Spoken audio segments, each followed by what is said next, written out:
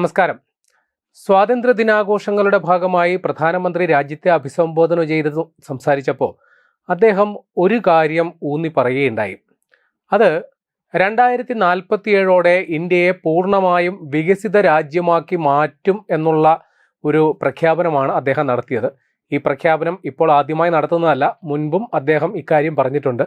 അത് ആവർത്തിക്കുകയാണ് അദ്ദേഹം ചെയ്തത്. അപ്പോൾ ചില ദോഷൈക ദൃക്കുകൾ വേണമെങ്കിൽ ഇതൊരു തള്ളായിട്ട് വേണമെങ്കിൽ ചിത്രീകരിക്കാം. അപ്പോൾ ഇത്തരം ഒരു ആത്മവിശ്വാസം ഇന്ത്യയുടെ പ്രധാനമന്ത്രി മുമ്പോട്ട് വെക്കുന്നതിൻ്റെ അടിസ്ഥാനം എന്താണ്?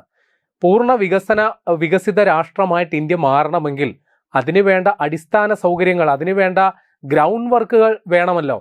അപ്പോൾ പൂർണ്ണ വികസിത ആകണമെങ്കിൽ അതിനെ പല രീതിയിൽ അതിനെ വ്യാഖ്യാനിക്കാം. വ്യാവസായിക പുരോഗതി എന്നോ, ശാസ്ത്ര സാങ്കേതിക രംഗത്തെ പുരോഗതി എന്നോ, അല്ലെങ്കിൽ അടിസ്ഥാന സൗകര്യങ്ങളുടെ പുരോഗതി എന്നോ എന്ത് വേണേൽ വിശേഷിപ്പിക്കാം. പക്ഷേ നമ്മൾ പൊതുവിൽ ഒരു സമ്പൂർണ്ണ വികസിത രാജ്യം എന്ന് പറയുമ്പോൾ അതിൻ്റെ സാമ്പത്തിക അഭിവൃദ്ധിയെയാണ് പൂർണ്ണമായിട്ടും നമ്മൾ വിലയിരുത്തുന്നത്. അപ്പോൾ രാജ്യം സാമ്പത്തികമായി അഭിവൃദ്ധിപ്പെടണമെങ്കിൽ ഇവിടെ വ്യവസായങ്ങൾ വലിയ രീതിയിൽ ഉണ്ടാകണം, വലിയ രീതിയിലുള്ള വരുമാനം ഉണ്ടാകണം. അടിസ്ഥാനപരമായ വ്യവസായവൽക്കരണം തന്നെയാണ് സാമ്പത്തിക പുരോഗതിയുടെ ഏകകം എന്ന് നമുക്ക് പറയേണ്ടതുണ്ട്. അപ്പോൾ വ്യവസായവൽക്കരണം വേണമെങ്കിൽ അല്ലെങ്കിൽ വലിയ രീതിയിലുള്ള വ്യവസായങ്ങൾ തഴച്ചു വളരണമെങ്കിൽ അതിനുവേണ്ടിയുള്ള അന്തരീക്ഷം സൃഷ്ടിക്കപ്പെടേണ്ടതുണ്ടല്ലോ. വൻ നിക്ഷേപകർ, വമ്പൻ ആഗോള ഭീമന്മാരായ കമ്പനികൾ ഇന്ത്യയിലേക്ക് വരണമെങ്കിൽ അതിനുവേണ്ടുള്ള എല്ലാ സാധ്യതകളും ഒരുക്കണം. പ്രധാനമായിട്ടും ഭൂമിയുടെ ലഭ്യത, അല്ലെങ്കിൽ വൈദ്യുതി അടക്കമുള്ള സംഗതികളാണ് ഇത്തരം വ്യവസായശാലകൾക്ക്. അപ്പോൾ വൈദ്യുതി ഒരു നിർണായക ഘടകമാണ്.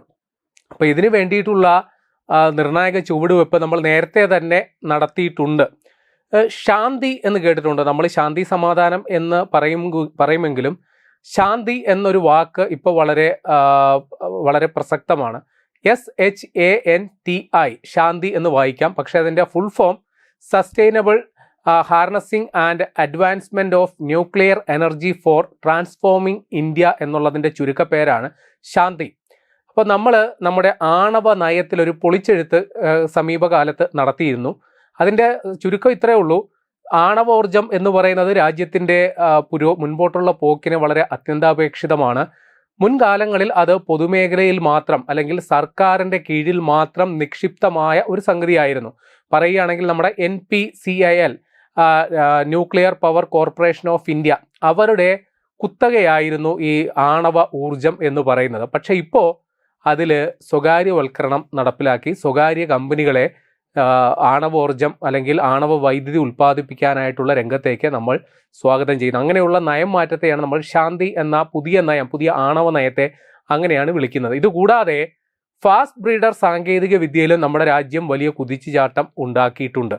അപ്പോൾ ഫാസ്റ്റ് ബ്രീഡർ സാങ്കേതിക വിദ്യ എന്ന് പറഞ്ഞു കഴിഞ്ഞാൽ നമുക്ക് നിരവധിയായ ആണവ നിലയങ്ങളുണ്ട്. അവിടെയെല്ലാം തന്നെ നമ്മൾ യുറേനിയം സമ്പുഷ്ടീകരിച്ച യുറേനിയമാണ് ഇന്ധനമായി ഉപയോഗിക്കുന്നത്.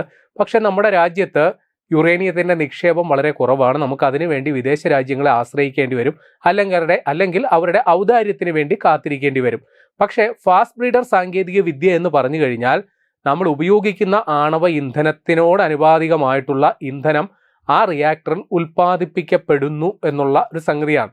അപ്പോൾ ഈ ഫാസ്റ്റ് ബ്രീഡർ റിയാക്ടർ സാങ്കേതിക വിദ്യ തമിഴ്നാട്ടിലെ കൽപ്പാക്കത്തുള്ള 500 മെഗാവാട്ടിൻ്റെ ഒരു പ്രോട്ടോടൈപ്പ് ഫാസ്റ്റ് ബ്രീഡർ റിയാക്ടർ, അത് കൃത്യം പറയുകയാണെങ്കിൽ കഴിഞ്ഞ ഏപ്രിൽ 6 അതിൻ്റെ ക്രിട്ടിക്കാലിറ്റി, അതായത് അതിൻ്റെ പ്രവർത്തന സജ്ജമാണ് എന്നുള്ളത് അത് കൈവരിച്ചു കഴിഞ്ഞു. അപ്പോൾ ഇന്ത്യ ഇപ്പോൾ ആണവോർജത്തിലൊരു ത്രിതല ആണവ പദ്ധതിയുമായിട്ടാണ് മുൻപോട്ട് പോകുന്നത്. അതായത് ആദ്യം യുറേനിയം അധിഷ്ഠിത ഘനജലം ഉപയോഗിച്ചിട്ടുള്ള ആണവ റിയാക്ടറുകൾ, പിന്നെ യുറേനിയം പ്ലൂട്ടോണിയം ഉപയോഗിച്ചിട്ടുള്ള റിയാക്ടറുകൾ. ഇനി ഈ റിയാക്ടറിൽ നിന്ന് പ്ലൂട്ടോണിയം അല്ലെങ്കിൽ പുതിയ ആണവ ഇന്ധനം ഉണ്ടാക്കുക, യുറേനിയത്തിൻ്റെ തന്നെ പുതിയൊരു പതിപ്പ് ഉണ്ടാക്കിയെടുക്കുക എന്നുള്ളതാണ് നമ്മൾ ഈ ഫാസ്റ്റ് ബ്രീഡർ റിയാക്ടർ കൊണ്ട് ഉദ്ദേശിക്കുന്നത്. അതിനു വേണ്ടിയിട്ട് നമുക്ക് തോറിയം ഒരു വലിയ ഘടകമാണ്. നമ്മുടെ കേരളത്തിൻ്റെ തീരദേശത്ത് കരിമണലായിട്ട് കിടപ്പുണ്ടല്ലോ, അതിൽ നിന്നൊക്കെയുള്ള തോറിയം നമുക്ക് ഈ ഫാസ്റ്റ് ബ്രീഡർ റിയാക്ടറിൽ ഉപയോഗിക്കാം. അങ്ങനെ അതിൽ നിന്നാണ് പുതിയ യുറേനിയം സൃഷ്ടിക്കപ്പെടുക. അപ്പോൾ അത് ഉപയോഗിച്ച് നമുക്ക് 3ാം തലമുറയിൽ പുതിയ റിയാക്ടറുകൾ സാധ്യമാണ്. അപ്പോൾ നമ്മളിപ്പോൾ ലക്ഷ്യമാക്കുന്നത്, ഞാൻ നേരത്തെ പറഞ്ഞു 2047 ഇന്ത്യയെ സമ്പൂർണ്ണ പുരോഗമനമുള്ള രാഷ്ട്രമായി മാറ്റുമെന്ന് പ്രധാനമന്ത്രി പറയുമ്പോൾ 2047 നമ്മുടെ ആണവ ഊർജം, ആണവ വൈദ്യുതി അത് ഉൽപാദനം 100 ജിഗാവാട്ടായിട്ട് ഉയർത്താനായിട്ടാണ് ഇപ്പോൾ പദ്ധതിയിടുന്നത്. അപ്പോൾ നിലവിൽ നമ്മുടെ ആണവോർജ ഉൽപാദനം എന്ന് പറയുന്നത് 8.78 ജിഗാവാട്ട് മാത്രമാണ്. അപ്പോൾ അവിടെ നിന്നാണ് നമ്മൾ 100 ജിഗാവാട്ടിലേക്ക് ഇപ്പോൾ പോകുന്നത്. അപ്പോൾ ഈ നിലവിൽ നമ്മുടെ രാജ്യത്തെ ആണവ വൈദ്യുതി ഉൽപാദനം നമ്മുടെ മൊത്തം ഉൽപാദനത്തിൻ്റെ വെറും 3.1% മാത്രമാണ്. അപ്പോൾ നമ്മൾ ഈ 47 100 ജിഗാവാട്ട് വൈദ്യുതിയിലേക്ക് ആണവ വൈദ്യുതി ഉൽപാദനം പോകുമെങ്കിലും അതും നമ്മുടെ രാജ്യത്തെ മൊത്തം വൈദ്യുതി ഉൽപാദനത്തിൻ്റെ വെറും 4.76% മാത്രമേ ആകുന്നുള്ളൂ. സെൻട്രൽ ഇലക്ട്രിസിറ്റി അതോറിറ്റിയുടെ ഒരു കണക്കനുസരിച്ച് നമ്മുടെ രാജ്യം 2047 ഉണ്ടാകുന്ന ആ ഒരു വൈദ്യുതി ആവശ്യകതയൊക്കെ ഉണ്ടല്ലോ. അപ്പോൾ രാജ്യത്ത് വലിയ രീതിയിലുള്ള വ്യവസായവൽക്കരണം വരും, വലിയ രീതിയിൽ ഇലക്ട്രിക് വാഹനങ്ങൾ വരും. അപ്പോൾ 2047 നമ്മുടെ മൊത്തം ഉൽപാദന ശേഷി ഏതാണ്ട് ഇപ്പോഴുള്ളതിൻ്റെ 4 മടങ്ങ് വർദ്ധിച്ച് 2100 ജിഗാവാട്ടിലേക്ക് എത്തും. നിലവിൽ നമുക്ക് രാജ്യത്ത് ഉൽപ്പാദിപ്പിക്കുന്ന വൈദ്യുതി എന്ന് പറയുന്നത് വെറും 552 ജിഗാവാട്ടാണ്. അതിൽ 54% ഒന്നെങ്കിൽ കൽക്കരി അധിഷ്ഠിത താപവൈദ്യുത നിലയങ്ങളിൽ നിന്നോ അല്ലെങ്കിൽ ജലവൈദ്യുത പദ്ധതികൾ, സോളാർ എനർജി അടക്കമുള്ള മേഖലകളിൽ നിന്നൊക്കെയാണ് ഇപ്പോൾ വന്നുകൊണ്ടിരിക്കുന്നത് എന്ന് മനസ്സിലാക്കുക. അപ്പോൾ നിലവിൽ നമുക്ക് രാജ്യത്ത് 7 ആണവ നിലയങ്ങളാണുള്ളത്. ആ 7 ആണവ നിലയങ്ങളിൽ ഏതാണ്ട് 24 ആണവ റിയാക്ടറുകളുണ്ട്. അതിൽ നിന്നാണ് ഇന്ത്യ വൈദ്യുതി ഉൽപ്പാദിപ്പിക്കുന്നത്. ഇപ്പോൾ നിലവിൽ ഒരു കണക്കനുസരിച്ച് ഇന്ത്യയിലെ വൈദ്യുതി ആവശ്യം ഓരോ വർഷവും 7 മുതൽ 7.4% വരെ വർദ്ധിച്ചുകൊണ്ടിരിക്കുകയാണ് എന്നുള്ളത് കൂടി വരുന്നുണ്ട്. അപ്പോൾ ഇപ്പോഴുള്ള വൈദ്യുതിയുടെ ഉപഭോഗം ഏറ്റവും കൂടുതൽ വരുന്നത് തീർച്ചയായിട്ടും വ്യവസായ മേഖലയ്ക്കാണ്. ഉൽപ്പാദിപ്പിക്കുന്ന വൈദ്യുതിയുടെ 41%-ലധികം വ്യവസായങ്ങൾക്ക് പോകുന്നുണ്ട്. വീടുകൾക്ക് വേണ്ടിയിട്ട് 24.3% വേണ്ടിവരും. കൃഷിക്ക് വേണ്ടിയിട്ട് 17%, വാണിജ്യ ആവശ്യങ്ങൾ അതായത് ചില സ്ഥാപനങ്ങൾ അടക്കമുള്ളവയ്ക്ക് വേണ്ടിയിട്ട് 8.3% വൈദ്യുതി ഇപ്പോൾ ചെലവാക്കുന്നുണ്ട് എന്നുള്ളതാണ്. ഇനി ഒരു അന്താരാഷ്ട്ര ഏജൻസി, ഇന്റർനാഷണൽ എനർജി ഏജൻസിയുടെ റിപ്പോർട്ട് പ്രകാരം 2035 ഇന്ത്യയുടെ വൈദ്യുതി ആവശ്യം നിലവിലുള്ളതിൻ്റെ 80% കൂടി വർദ്ധിക്കും എന്നുള്ളത് കൂടി ഒരു കണക്കാക്കണം. ഇപ്പോൾ രാജ്യം വലിയ രീതിയിലുള്ള വൈദ്യുതി പ്രതിസന്ധി അല്ലെങ്കിൽ നിലവിൽ നമുക്ക് വടക്കേ ഇന്ത്യയിൽ നിന്നുള്ള കണക്കുകൾ അതാണ് സൂചിപ്പിക്കുന്നത്. പ്രതികൂല കാലാവസ്ഥ മൂലം അവിടെ നിലവിൽ വൈദ്യുതി ക്ഷാമമുണ്ട്. കേരളം അടക്കം വൈദ്യുതി ക്ഷാമം ഉണ്ടാകാനുള്ള പ്രധാന കാരണങ്ങളിലൊന്നും അതായിരുന്നു. ഇപ്പോൾ രാജ്യം ഇപ്പോൾ അങ്ങനെ ഒരു പ്രതിസന്ധി നേരിടുന്നുണ്ടെങ്കിൽ ഇപ്പോൾ പ്രധാനമന്ത്രി രാജ്യത്തോടായി നടത്തിയ അഭിസംബോധനയിൽ പറയുകയാണ്, ഒരു ദശകത്തിനുള്ളിൽ മാത്രം പുതിയ 5 ആണവ റിയാക്ടറുകൾ കമ്മീഷൻ ചെയ്യും. അതിലേക്ക് ഈ ഭാരത് സ്മോൾ റിയാക്ടർ എന്ന് പറയുന്ന പുതിയൊരു പദാവലി കൂടി നമ്മൾ പരിചയപ്പെടുക. അപ്പോൾ ഈ ഭാരത് സ്മോൾ റിയാക്ടർ എന്ന് പറയുന്നത് നമ്മുടെ ആണവ വൈദ്യുതി രംഗത്തെ പുതിയൊരു കാൽവെപ്പാണ്. ഇതിൻ്റെ ഗവേഷണ പ്രവർത്തനങ്ങൾക്കും അതിൻ്റെ വിന്യാസത്തിനും വേണ്ടി മാത്രം 20,000 കോടി രൂപയാണ് രാജ്യം വകയിരുത്തിയിരിക്കുന്നത്. അപ്പോൾ സാധാരണഗതിയിൽ നമ്മൾ വലിയ ആണവ റിയാക്ടറുകളെ കുറിച്ചാണ് കേട്ടിട്ടുള്ളത്. അത്തരം ആണവ റിയാക്ടറുകളുടെ ഉൽപ്പാദന ശേഷി എന്ന് പറയുന്നത് 700 മെഗാവാട്ട് മുതൽ 1000 മെഗാവാട്ട് വരെയൊക്കെയുള്ള വൈദ്യുതി ഉൽപ്പാദിപ്പിക്കുന്ന വമ്പൻ പ്രൊജക്റ്റുകളാണ്. എന്നാൽ ഈ ഭാരത് സ്മോൾ റിയാക്ടർ എന്ന് പറയുന്നത് ചെറിയ ഒരു സെറ്റപ്പാണ്. 220 മെഗാവാട്ട് മാത്രം വൈദ്യുതി ഉൽപ്പാദിപ്പിക്കാൻ പറ്റുന്ന ചെറുകിട റിയാക്ടറുകളാണ് ഉദ്ദേശിക്കുന്നത്.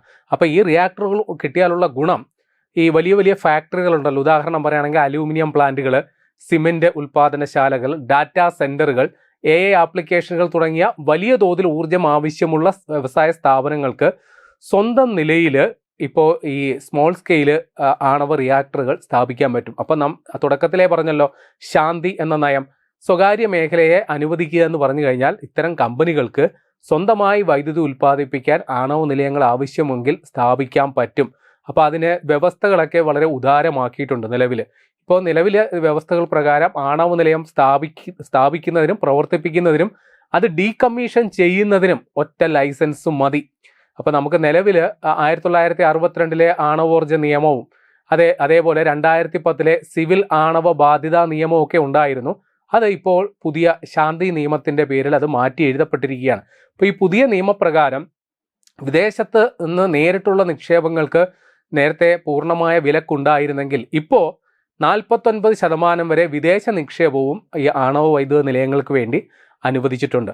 എന്നാൽ നിർണായകമായ ഒരു സംഗതി, ഈ ആണവ നിലയങ്ങളിൽ ഉപയോഗിക്കുന്ന യുറേനിയം എന്ന് പറയുന്ന ഒരു സംഗതിയാണല്ലോ, അത് വളരെ തന്ത്രപ്രധാനമാണ്.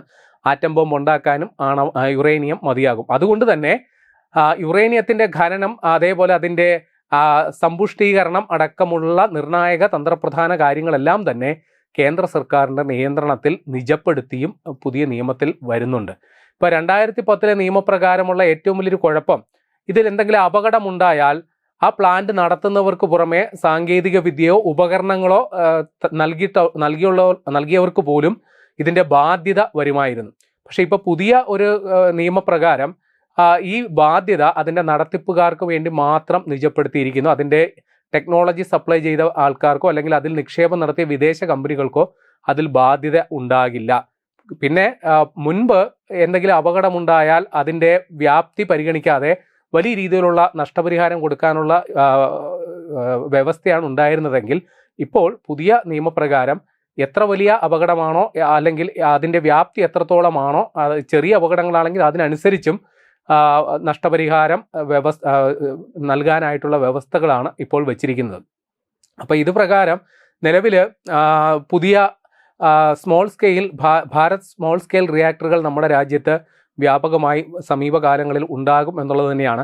അപ്പോൾ ഈ റിയാക്ടറുകളുടെ മറ്റൊരു ഗുണം, ഈ ഡീകമ്മീഷൻ ചെയ്യപ്പെട്ട അല്ലെങ്കിൽ പ്രവർത്തനം നിലയ്ക്കാൻ പോകുന്ന താപവൈദ്യുത നിലയങ്ങളുണ്ടല്ലോ, അത് ഒന്നെങ്കിൽ പരിസ്ഥിതി മലിനീകരണം കൊണ്ടോ ഇന്ധന ലഭ്യതയുടെ അപര്യാപ്തത കൊണ്ടോ അത് ഇനി തുടർന്നുള്ള പ്രവർത്തനം അസാധ്യമായ സ്ഥലങ്ങളിൽ അവിടെയുള്ള വൈദ്യുതി ഗ്രിഡുകളും അടിസ്ഥാന സൗകര്യങ്ങളും ഇതേപോലെയുള്ള സ്മാൾ സ്കെയിൽ റിയാക്ടറുകൾക്ക് വേണ്ടി പ്രയോജനപ്പെടുത്താവുന്നതേ ഉള്ളൂ. ഒരു പക്ഷേ നമ്മുടെ കായംകുളം താപവൈദ്യുത നിലയം അത് ഏറെക്കുറെ നോക്കുകുത്തിയുടെ അവസ്ഥയിലാണ്. അവിടെ പോലും ഈ സ്മോൾ സ്കെയിൽ റിയാക്ടറുകൾ അത് വളരെ കാര്യക്ഷമമായിട്ട് പ്രവർത്തിക്കാൻ പറ്റും എന്നുള്ളതാണ് പറയുന്നത്. അപ്പോൾ ഞാൻ തുടക്കത്തിൽ പറഞ്ഞത് പ്രധാനമന്ത്രി രാജ്യത്തോടായി നടത്തിയ അഭിസംബോധനയിൽ പറഞ്ഞ കാര്യമാണ്. അപ്പോൾ വ്യവസായവൽക്കരണത്തിലൂടെ രാജ്യം പുരോഗതിയിലേക്ക് പോകും. അതിന് നിർണായക ഒരു സംഗതിയാണ് വൈദ്യുതിയുടെ ലഭ്യത. അതിനെക്കുറിച്ചാണ് ഇതുവരെ പറഞ്ഞത്. ഇനി അദ്ദേഹം നടത്തിയ പ്രസ്താവനയിലെ മറ്റൊരു സുപ്രധാന സംഗതി, വരും വർഷങ്ങളിൽ 1 കോടി യുവാക്കൾക്ക് കൃത്രിമ ബുദ്ധി, ആർട്ടിഫിഷ്യൽ ഇൻ്റലിജൻസ് AI അതിൽ പരിശീലനം നൽകുമെന്ന് അദ്ദേഹം പറഞ്ഞിട്ടുണ്ട്. അപ്പോൾ വരും കാലത്ത് സാങ്കേതിക വിദ്യയും അല്ലെങ്കിൽ സംവിധാനങ്ങളുമെല്ലാം ആർട്ടിഫിഷ്യൽ ഇൻ്റലിജൻസിൽ അധിഷ്ഠിതമായിട്ടായിരിക്കും. അപ്പോൾ അതിൽ നിന്ന് വിട്ടു നിൽക്കുക നമ്മുടെ രാജ്യത്തിൻ്റെ പുരോഗതിക്ക് വളരെ പ്രശ്നമാണ്. അപ്പോൾ അതിൽ വലിയ സംഭാവന നൽകാൻ തന്നെയാണ് കേന്ദ്ര സർക്കാരിൻ്റെ തീരുമാനം. ഈ സ്റ്റാൻഫോർഡ് സർവകലാശാലയുടെ ആഗോള റിപ്പോർട്ട് പ്രകാരം AI ഗവേഷണം, സ്റ്റാർട്ടപ്പുകൾ, നിക്ഷേപം എന്നിവയുടെ അടിസ്ഥാനത്തിലുള്ള കോമ്പറ്റീറ്റീവ് റാങ്കിങ്ങിൽ ഇന്ത്യ 3ാം സ്ഥാനത്താണെന്നും പറയുന്നു. അതേപോലെ പ്രൊഫഷണൽ നെറ്റ്വർക്കിംഗ് പ്ലാറ്റ്ഫോമായ ലിങ്ക്ഡിൻ അവരുടെ ഡാറ്റ പ്രകാരം തങ്ങളുടെ തൊഴിലുകളിൽ AI സാങ്കേതിക വിദ്യകൾ ഉൾപ്പെടുത്തുന്ന നിരക്കിൽ ഇന്ത്യ ലോകത്ത് 1ാം സ്ഥാനത്താണ് എന്നുള്ളതാണ് അവർ പറയുന്നത്. ഇത് ആഗോള ശരാശരിയേക്കാൾ 2.5 മടങ്ങ് കൂടുതലാണെന്നും ലിങ്ക്ഡിന്നിൻ്റെ ഡാറ്റയിൽ പറയുന്നുണ്ട്. കൂടാതെ ഇന്ത്യയിലെ 87% വ്യവസായ സ്ഥാപനങ്ങളും നിലവിൽ തങ്ങളുടെ പ്രവർത്തനങ്ങളിൽ ഏതെങ്കിലും തരത്തിലുള്ള AI സാങ്കേതിക വിദ്യകൾ സജീവമായി ഉപയോഗിക്കുന്നുണ്ട് എന്നുള്ള റിപ്പോർട്ടും കൂടി വരുന്നുണ്ട്. അപ്പോൾ ഇത് ആർട്ടിഫിഷ്യൽ ഇൻ്റലിജൻസിൻ്റെ കാര്യത്തിൽ നമ്മുടെ രാജ്യം വലിയ രീതിയിൽ മുന്നോട്ട് പോകാൻ തന്നെ തീരുമാനിച്ചു എന്നാണ് പ്രധാനമന്ത്രിയുടെ പ്രസ്താവനയിൽ നിന്ന് മനസ്സിലാക്കുന്നത്. ഇനി അടുത്ത സംഗതി ചിപ്പുകളുടെ നിർമ്മാണമാണ്. ഈ കമ്പ്യൂട്ടർ നിയന്ത്രിതമാണല്ലോ ഇനി ഭാവി കാലം. ആ കമ്പ്യൂട്ടറുകളെ അതിനൊക്കെ പര്യാപ്തമാക്കുന്നത് സെമി കണ്ടക്ടറുകൾ അല്ലെങ്കിൽ ചിപ്പുകളാണ്. അപ്പോൾ ഈ സെമി കണ്ടക്ടർ മേഖലയിൽ രാജ്യം സ്വയം പര്യാപ്തതയിലേക്ക് നീങ്ങുന്നു എന്നാണ് പ്രധാനമന്ത്രി പറയുന്നത്. അപ്പോൾ രാജ്യത്ത് സ്വകാര്യ സംരംഭകരുടെ കീഴിൽ ഇതിനോടകം 3 സെമി കണ്ടക്ടറുകൾ ഫാക്ടറികൾ സ്ഥാപിതമായിട്ടുണ്ട്. വരുന്ന 7-8 വർഷത്തിനുള്ളിൽ വരും വർഷങ്ങളിൽ ഏതാണ്ട് 7-8 വർഷങ്ങളിൽ 5 മുതൽ 8 വരെ സെമി കണ്ടക്ടർ പ്ലാന്റുകൾ പ്രവർത്തന സജ്ജമാകും എന്ന് അദ്ദേഹം പറഞ്ഞിട്ടുണ്ട്. ഇപ്പോൾ കേന്ദ്ര സർക്കാരിൻ്റെ 76,000 കോടി രൂപയുടെ ഇന്ത്യ സെമി കണ്ടക്ടർ മിഷൻ പദ്ധതിക്ക് കീഴിൽ നിരവധി വൻകിട ചിപ്പ് നിർമ്മാണ ഫാക്ടറികളുടെ നിർമ്മാണം അതിവേഗം പുരോഗമിച്ചുകൊണ്ടിരിക്കുകയാണ്. ഇനി മറ്റൊരു സംഗതി കൂടിയുണ്ട്. ഈ ചിപ്പ് നിർമ്മാണവും അല്ലെങ്കിൽ അതിൻ്റെ മറ്റു കാര്യങ്ങളിലൊക്കെ നമുക്ക് ഒരു ചെറിയ ആശങ്കയുണ്ടെങ്കിലും ഈ സെമി കണ്ടക്ടർ ഡിസൈനർമാരിൽ 20%-ലധികം പേർ ഇന്ത്യക്കാരാണ്. ലോകത്ത് ജോലി ചെയ്യുന്നതിൽ 20%-ലധികം ഇന്ത്യക്കാരാണ്. അതിപ്പോൾ ഇന്റൽ, എൻവിഡിയ, കോൾകോം തുടങ്ങിയ പ്രമുഖ ആഗോള കമ്പനികളുടെ എല്ലാം വലിയ ഡിസൈൻ സെൻറ്ററുകൾ നമ്മുടെ രാജ്യത്ത് ബംഗളൂരുവിലും ഹൈദരാബാദിലും എന്നിവിടങ്ങളിലുമായിട്ടൊക്കെ പ്രവർത്തിക്കുന്നുണ്ട്. ഇപ്പം നിലവിൽ പ്രധാനമന്ത്രി പറഞ്ഞ 3 പ്രധാന ചിപ്പ് കമ്പനികൾ എന്ന് പറയുന്നത്, ഒന്ന് ടാറ്റ, ടാറ്റ ഗ്രൂപ്പും തായ്വാനിലെ പ്രമുഖ കമ്പനിയായ PSMCയും കൂടി ചേർന്നിട്ട് ആദ്യത്തെ വൻകിട സെമി കണ്ടക്ടർ ഫാക്ടറി ഏതാണ്ട് 91,000 കോടി രൂപ ചെലവിട്ട് ആണ് സജ്ജീകരിച്ചിരിക്കുന്നത്. അവിടെ മൊബൈൽ ഫോണുകൾക്കും കമ്പ്യൂട്ടർ അടക്കമുള്ള സംവിധാനങ്ങൾക്ക് വേണ്ട അത്യാധുനിക ചിപ്പുകളാണ് ഇവിടെ നിർമ്മിച്ചുകൊണ്ടിരിക്കുന്നത്. രണ്ടാമത്തെ കമ്പനിയും ടാറ്റയുടെ തന്നെയാണ്. ടാറ്റയുടെ ഒരു അസംബ്ലി പ്ലാന്റ് അത് അസമിലാണ് സ്ഥാപിച്ചിരിക്കുന്നത്. 27,000 കോടി രൂപ നിക്ഷേപത്തിലാണ് ഈ പ്ലാന്റ് സ്ഥാപിച്ചിരിക്കുന്നത്. അവിടെ ചിപ്പുകളുടെ പാക്കേജിങ്ങും ടെസ്റ്റിങ്ങുമാണ് നടക്കുന്നത്. മൂന്നാമത്തെ കമ്പനി മൈക്രോൺ ടെക്നോളജിയാണ്. അത് ഗുജറാത്തിലെ സാനന്ദിലാണ് പ്രവർത്തിക്കുന്നത്. അമേരിക്കൻ കമ്പനിയായ മൈക്രോൺ ആണ് അവിടെ ഈ കാര്യങ്ങളൊക്കെ സജ്ജമാക്കിയിരിക്കുന്നത്. അപ്പോൾ അവിടെ നിന്നുള്ള ആദ്യ ബാച്ച് മെയ്ഡ് ഇൻ ഇന്ത്യ ചിപ്പുകൾ പുറത്തിറങ്ങി കഴിഞ്ഞു. ഇനിയുള്ളത് CG പവർ, അത് ഗുജറാത്തിലാണ് ഉള്ളത്. നമ്മുടെ മുരുകപ്പ ഗ്രൂപ്പ് എന്നറിയപ്പെടുന്ന മുരുകപ്പ ഗ്രൂപ്പാണ് ഈ CG കമ്പനി, അതായത് ജപ്പാനിലെ റെനസാസ് എന്ന കമ്പനിയുമായി ചേർന്ന് ഏതാണ്ട് 7,600 കോടി രൂപയുടെ പാക്കേജിംഗ് പ്ലാന്റ് ആണ് സ്ഥാപിച്ചിരിക്കുന്നത്. അപ്പോൾ ഇതെല്ലാം പ്രധാനമന്ത്രി അദ്ദേഹത്തിൻ്റെ 2026 ഓഗസ്റ്റ് 15 നടത്തിയ പ്രസംഗത്തിൽ ഉൾപ്പെടുത്തിയ ചില സംഗതികളെക്കുറിച്ചാണ് ഞാൻ വിശദീകരിച്ചത്. അപ്പോൾ ഇതെല്ലാം വെറും തള്ളാണ്, അവകാശവാദം മാത്രമാണ് എന്ന് കരുതേണ്ടതില്ല. ഇത് കൃത്യമായ അജണ്ട പ്രഖ്യാപിക്കലാണ്. കാരണം പ്രധാനമന്ത്രി സ്വാതന്ത്ര്യദിന സന്ദേശങ്ങളിൽ നടത്തിയ പ്രസംഗങ്ങളിലുള്ള സംഗതികളെല്ലാം നടപ്പാക്കിയ ചരിത്രമാണ് അദ്ദേഹത്തിൻ്റെ ട്രാക്ക് റെക്കോർഡിലുള്ള. ഉദാഹരണം പറയുകയാണെങ്കിൽ 2014 അദ്ദേഹം അധികാരത്തിൽ വന്നത്. ആദ്യ സ്വാതന്ത്ര്യദിന സന്ദേശത്തിൽ അദ്ദേഹം സ്വച്ഛ് ഭാരത് മിഷനെ കുറിച്ച് പറഞ്ഞു. അപ്പോൾ അത് പ്രകാരം എല്ലാ വിദ്യാലയങ്ങളിലെയും പെൺകുട്ടികൾക്കായി പ്രത്യേക ശുചിമുറികൾ സ്ഥാപിക്കപ്പെട്ടു. അതുകൂടാതെ രാജ്യത്തെ മാലിന്യമുക്തമാക്കുമെന്നും അദ്ദേഹം പ്രഖ്യാപിച്ചു. 2014 ഒക്ടോബർ 2 സ്വച്ഛ് ഭാരത് മിഷൻ ആരംഭിക്കുകയും കോടിക്കണക്കിന് ശുചിമുറികൾ രാജ്യത്ത് വിവിധ ഗ്രാമങ്ങളിൽ സജ്ജമാക്കുകയും ഇപ്പോൾ നമ്മുടെ ഇന്ത്യയിലെ ഗ്രാമങ്ങളെ വെളിയിട വിസർജനമുക്തമായി പ്രഖ്യാപിക്കുകയും ചെയ്തിട്ടുണ്ട്. മറ്റൊരു പ്രഖ്യാപനം വന്നത് അതേ വർഷം തന്നെ പ്രധാനമന്ത്രി ജൻധൻ യോജനയാണ്. ചുരുക്കി പറഞ്ഞാൽ അത് ഇത്രേ ഉള്ളൂ. പാവപ്പെട്ട ജനങ്ങൾക്ക് ബാങ്കിങ് സേവനങ്ങൾ സൗജന്യമായി നേരിട്ട് അവരെ കിട്ടുന്ന ഒരവസ്ഥ, അല്ലെങ്കിൽ അവർക്ക് ബാങ്ക് അക്കൗണ്ടുകൾ ഉണ്ടാക്കുക എന്നുള്ളതായിരുന്നു ആ പദ്ധതിയുടെ ലക്ഷ്യം. അപ്പോൾ ഇതുവഴി 50 കോടിയിലധികം സീറോ ബാലൻസ് അക്കൗണ്ടുകളാണ് തുറക്കപ്പെട്ടത്. അപ്പോൾ അതുവഴി പല സർക്കാർ ആനുകൂല്യങ്ങളും അതിൻ്റെ യഥാർത്ഥ ഗുണഭോക്താക്കൾ ആരാണോ അവർക്ക് നേരിട്ട് അവരവരുടെ ബാങ്ക് അക്കൗണ്ടുകളിൽ എത്തുന്ന ഒരു ക്രമീകരണം ഉണ്ടായി. 2019 സ്വാതന്ത്ര്യദിന സന്ദേശത്തിലായിരുന്നു ജൽജീവൻ മിഷനെ കുറിച്ച് അദ്ദേഹം പറഞ്ഞത്. അപ്പോൾ ജൽജീവൻ മിഷൻ അനുസരിച്ച് രാജ്യത്തെ എല്ലാ ഗ്രാമീണ വീടുകളിലേക്കും പൈപ്പ് ലൈൻ വഴി ശുദ്ധമായ കുടിവെള്ളം എത്തിക്കുന്ന പ്രഖ്യാപനം വന്നു. ഇപ്പോൾ അതിൻ്റെ കോടിക്കണക്കിന് കണക്ഷനുകൾ നമ്മുടെ നാട്ടുകളിലടക്കം കൊടുത്തു കഴിഞ്ഞിട്ടുണ്ട്. പിന്നെ പ്രഖ്യാപനം ഉണ്ടായത് 2020 ആയുഷ്മാൻ ഭാരത് ഡിജിറ്റൽ ഹെൽത്ത് മിഷനെ കുറിച്ചാണ്. അപ്പോൾ ഇത് പ്രകാരം ആരോഗ്യ വിവരങ്ങളടങ്ങിയ ഡിജിറ്റൽ ഹെൽത്ത് ID കാർഡുകൾ നൽകുന്ന പദ്ധതിയാണ്. അപ്പോൾ ഇതിൻ്റെ പ്രവർത്തനങ്ങൾ ഇപ്പോൾ രാജ്യത്ത് പുരോഗമിച്ചുകൊണ്ടിരിക്കുകയാണ്. 5G സേവനങ്ങളെക്കുറിച്ച് പ്രഖ്യാപനം നടത്തിയത് 2022 ഇപ്പോൾ നമ്മുടെ രാജ്യം ഏതാണ്ട് 2022 ഒക്ടോബറിൽ ഇന്ത്യയിൽ 5G സേവനങ്ങൾ ഔദ്യോഗികമായി ആരംഭിച്ചു. ഇന്ന് ലോകത്തിലെ ഏറ്റവും വേഗതയേറിയ 5G ശൃംഖലകളിൽ ഒന്നായിട്ട് നമ്മുടെ രാജ്യം മാറിയിട്ടുമുണ്ട്. 2018 അദ്ദേഹം ഗഗൻയാൻ ദൗത്യത്തെക്കുറിച്ച് പ്രഖ്യാപനം നടത്തിയത്. സ്വന്തം സാങ്കേതിക വിദ്യ ഉപയോഗിച്ച് ഒരു ഇന്ത്യൻ ബഹിരാകാശ സഞ്ചാരിയെ ബഹിരാകാശത്ത് എത്തിക്കുമെന്നുള്ള പ്രഖ്യാപനമായിരുന്നു. അപ്പോൾ ഇത് പ്രകാരം കുറച്ച് ഡിലേ ഇപ്പോൾ ഉണ്ടായിട്ടുണ്ട്. ഏതായാലും 2026 അവസാനത്തോടു കൂടി ഈ പ്രഖ്യാപനവും നടപ്പാക്കപ്പെടും എന്നുള്ളത് തന്നെയാണ്. അപ്പോൾ ഇതുകൊണ്ടൊന്നും തീരുന്നില്ല. സ്വാതന്ത്ര്യദിന സന്ദേശത്തിൽ 2026 സ്വാതന്ത്ര്യദിന സന്ദേശത്തിൽ പറഞ്ഞ സുപ്രധാനമായൊരു സംഗതി അത് ഈ മത്സര പരീക്ഷകൾ നടക്കുന്നതുമായി ബന്ധപ്പെട്ടുള്ളതാണ്. കാരണം രാജ്യത്ത് വളർന്നു വരുന്ന വലിയൊരു മാഫിയ നെറ്റ്വർക്കായിട്ട് ഈ മത്സര പരീക്ഷകൾക്ക് സജ്ജമാക്കുന്ന അത്തരം സെൻറ്ററുകൾ, പരിശീലന സെൻറ്ററുകൾ വളർന്നു വരുന്നു. നീറ്റ് എക്സാമിൻ്റെ ഒരവസ്ഥ നമുക്കറിയാം. ഇതിൻ്റെ പിന്നിൽ വലിയ കുറ്റകൃത്യങ്ങൾ നടക്കുന്നു എന്നുള്ള ഒരു യാഥാർത്ഥ്യവും തിരിച്ചറിയുന്നു. അപ്പോൾ ഇനി ഈ മത്സര പരീക്ഷകൾക്ക് വേണ്ടിയിട്ട് സൗജന്യ ഓൺലൈൻ കോച്ചിങ് അതും സർക്കാർ ചെലവിൽ ആരംഭിക്കുന്നതിനെ കുറിച്ചാണ് അദ്ദേഹം പറഞ്ഞത്. കൂടാതെ 2036 രാജ്യം ഒളിമ്പിക്സിന് വേദിയാകും. അപ്പോൾ അതിൽ നമ്മുടെ നിലവിൽ ഒളിമ്പിക്സിലെ പങ്കാളിത്തം വളരെ ശുഷ്കമാണ്. പല കായിക ഇനങ്ങളിലും യോഗ്യത നേടാൻ പോലും നമ്മുടെ രാജ്യത്തെ കായിക താരങ്ങൾക്ക് സാധിക്കുന്നില്ല. അതുകൊണ്ട് ഒരു ടാലന്റ് ഹണ്ട് രാജ്യത്തുടനീളം സംഘടിപ്പിച്ചിട്ട് വിവിധ കായിക ഇനങ്ങളിൽ നമ്മുടെ പങ്കാളിത്തം ഉറപ്പുവരുത്തുക. 2036 ഇന്ത്യ ഒളിമ്പിക്സിന് വേദിയാവുകയാണെങ്കിൽ അതിൽ 4/3 മത്സരങ്ങളിലും ഇന്ത്യൻ പ്രാതിനിധ്യം ഉണ്ടാകണം എന്നുള്ളതാണ് അദ്ദേഹത്തിൻ്റെ ഒരു ആഗ്രഹം. 2030 ഇന്ത്യ കോമൺവെൽത്ത് ഗെയിംസിനും വേദിയാകാൻ പോവുകയാണ്. ഏതായാലും അദ്ദേഹം സ്വാതന്ത്ര്യദിന സന്ദേശവുമായി ബന്ധപ്പെട്ട് നടത്തിയ പുതിയ പ്രസ്താവനകൾ അത് രാജ്യത്തിന്റെ പുരോഗതിക്ക് വേണ്ടിയിട്ടുള്ള കൃത്യമായ ദിശാസൂചകങ്ങളാണെന്ന് എന്ന കാര്യത്തിൽ സംശയമില്ല. മുൻപ് നടത്തിയ പ്രസ്താവനകളും അത് വെറും വാക്കല്ല, അത് പാലിക്കപ്പെട്ടിട്ടുള്ളതാണ് ചരിത്രമെങ്കിൽ ഈ വർഷത്തെ അദ്ദേഹത്തിന്റെ പ്രസംഗത്തിൽ നടത്തിയ കൃത്യമായ പരാമർശങ്ങളും അത് നടപ്പാക്കപ്പെടും എന്നുള്ളത് 100 തരമാണ്.